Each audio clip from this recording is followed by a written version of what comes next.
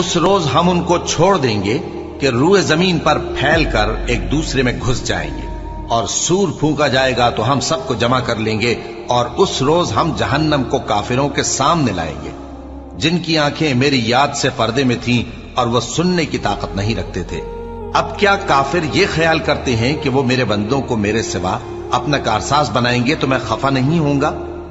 हमने ऐसे काफिरों के लिए जहन्नम की मेहमानी तैयार कर रखी है।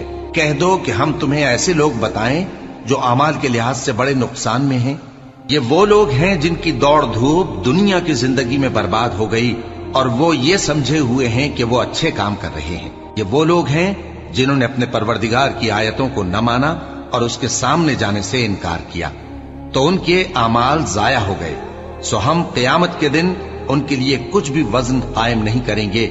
ये उनकी सजा है, यानी जहन्नम, इसलिए कि उन्होंने कुफ्र किया और हमारी आयतों और हमारे पैगंबरों की हंसी उड़ाई। जो लोग ईमान लाए और अमल नेक किए, उनके लिए बहिश्त के बाग बतौर मेहमानी होंगे, हमेशा उनमें रहेंगे और वहां से मकान बदलना न चाहेंगे।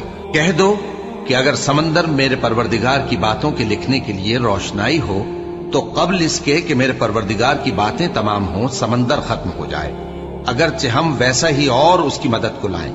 कह दो कि मैं तुम्हारी तरह का एक बशर हूं, अलबत्ता मेरी तरफ वही आती है कि तुम्हारा माबूद वही एक माबूद है। तो जो शख्स अपने परवरदिगार से मिलने की उम्मीद रखे, चाहिए कि अमल नेक करे और अपने परवरदिगार की इबादत में किसी को शरीक ना बनाए।